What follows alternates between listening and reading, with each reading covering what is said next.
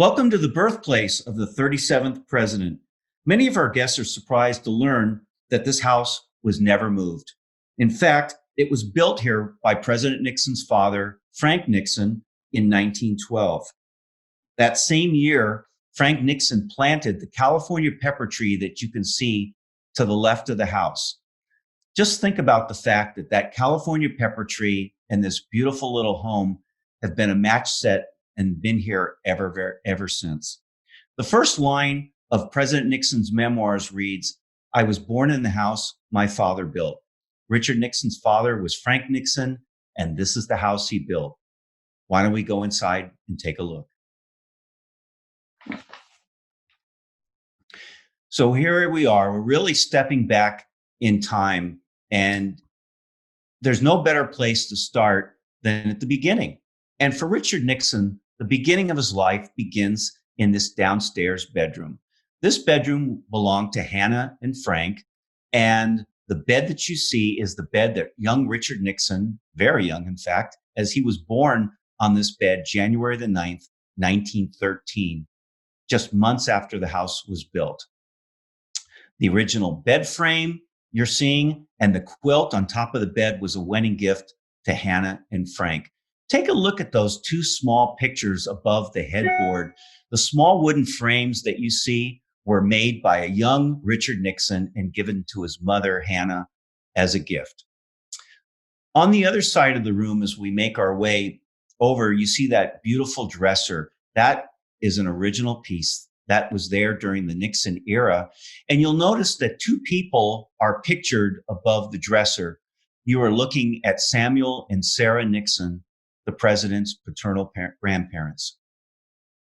So we're going to make our way out of the bedroom and toward the dining area.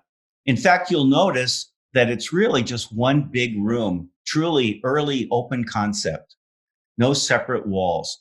And so the high chair that you see in the corner was original to the house. In fact, all five of the Nixon boys, including the president, occupied that high chair, either here in Yorba Linda or later when they moved to Whittier. And the dining table that you see, the original oak dining table, again, is original to the home. That is where Hannah and Frank and the four boys at the time sat and had dinner almost every night. In fact, Richard Nixon, as most of you know, was an excellent debater, and his debating skills were truly honed talking politics with his father sitting at that very dining table. So we'll make our way over toward the fireplace and mantle. Now, this was a kit home, and one of the frequent questions that we get from our guests is, who is the maker of the kit? And many of our guests will guess Sears Roebuck. And this, unfortunately, is one of the few things that we have not been able to really pinpoint. We are not certain, our experts are not certain who the kit maker was, but it was, in fact, a kit home put together in pieces.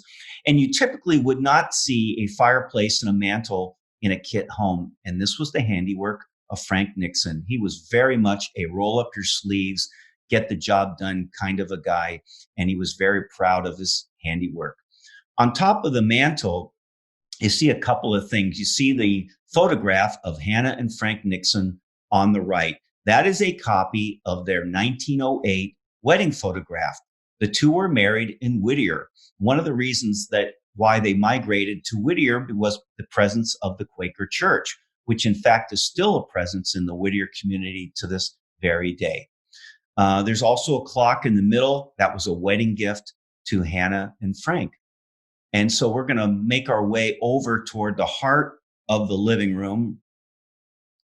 And one of the things that strikes our guests when they walk into this portion of the house is the musical influence. You can see the piano, there's a violin. You might even be able to notice there's a clarinet atop the piano. The president was very musical. He played several instruments, but he became a very fine pianist. He learned to play piano originally at the age of 7 on this very piano, the piano that you're seeing. His uncle, Griffith Millhouse, taught him to play the piano. And many of our guests, when they walk through the gallery, they later on, they see the footage of President Nixon playing the piano on the Jack Paar show. Let me draw your attention to the curio cabinet, and just above there is a composite photograph. And the composite photograph is very interesting as it depicts the 5 Nixon boys as each one was at approximately the age of 4. And this gives docents like myself a great opportunity to explain very quickly the chronology of the Nixon boys. So there were 5 boys, starting on the far left with Harold, the oldest of the group. Harold sadly died at the age of 23 of tuberculosis. 4 years later came young Richard Nixon, and of course, our guests learn about him through their visit. And of course, of the 5 boys, Richard was the only one who was physically born inside this house. In the middle is Francis Donald, or Donald. He became a businessman. He and his wife lived in Newport Beach. Next to him, standing with the kind of the sailor suit on, was Arthur. And sadly, Arthur died of tubercular encephalitis at the age of 7. So we tell our guests that tragically, the Nixons lost 2 of their boys, Arthur and Harold, at very young ages, at ages 23 and 7, respectively. But on the far right was Ed, or Eddie Nixon, as he was known back then. And Ed Nixon came along 17 years after Richard Nixon, and Ed Nixon never lived in this house. The family had moved to Whittier by the time Ed Nixon came along in 1930. So we're going to continue to make our way now toward the kitchen. When we walk our guests inside this tiny little kitchen, many of our guests are really surprised at how small the kitchen was and how life must have been very difficult for Hannah with 4 young boys to operate in this tiny little kitchen. What you're looking at to the right of the sink is something called a California cooler. And typically it would have housed cakes and pies and fruits, and simply the air from the outside would circulate through the shelves. There was no refrigeration. But to the left of the sink is the icebox. And it's kind of fun looking at the faces of young children when they walk in this kitchen, trying to explain that that is the equivalent of a refrigerator that we have today. I will tell you that the icebox in the corner and the stove just to the left of that we're about to see are period appropriate pieces, but neither one are original to the home. The stove, you can see just a kind of a massive stove, and undoubtedly very, very heavy, is a wood burning stove. The Nixons would have had a kerosene stove. And similarly, the icebox would have been very comparable to the one that you see there. So we're going to make our way toward the exit door, but make a left turn into the pantry, and we'll explore the pantry just a little bit. Given the overall size of the home, the pantry is kind of a large room, and it was really an all-purpose room. Hannah would do additional food prep. She would do her canning. See the tub on the floor there sitting on the carpet? The boys would have been bathed in that tub. And the saddle that you see to the right of it is an original piece that was used by Frank and Harold. And some of the implements and tools and things that you see on the floor and just to the left of that on the tile were original tools and original implements as well, as you can see. So we're going to leave the pantry and we're going to make our way back toward the far portion of this beautiful little home. There's the sewing room. And this was described by some as Hannah's little getaway, her little sanctuary. She prayed every day, and very often this would be the room where she would do that because it was the one place where she could get a little peace and quiet from young boys, no doubt making a lot of noise. The bathroom that you see to the left of the sewing room was an add-on just prior to the Nixons selling the home. After being here 10 years, they added this small bathroom. So we're going to back out of the bathroom in the sewing room and make our way to the upstairs boys' bedroom. Now there's an attic. The second floor consists of primarily of unfinished attic, but Frank Nixon, being the handy handyman that he was, constructed this small little tiny 100 square foot upstairs bedroom.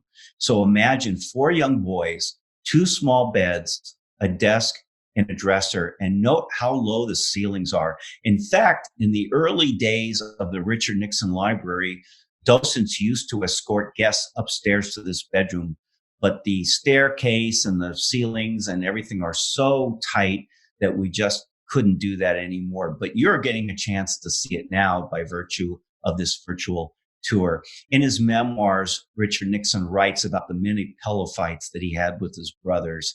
And you can only imagine how warm it would have been in the summers in this upstairs bedroom. So we're going to make our way back downstairs and out the back door of the house. And this is the back door from which our guests exit the home and either make their way back around toward the helicopter or toward the amphitheater or back into the gallery. There's a short little interesting story relative to the front and back doors of the house. As the Nixon Library was being built and conceived, the architects had an idea that they wanted the front door of the house to be facing the reflecting pool that is behind this camera shot. And so the architects approached the president about the idea of turning the home around and having the front door facing the reflecting pool. And as you might imagine, the president's response to that was that the house should remain exactly the way it was when he lived there. And of course, it has, and it is absolutely a treasure. If you've seen the house before, we'd encourage you to come back to the library and see it again through new eyes.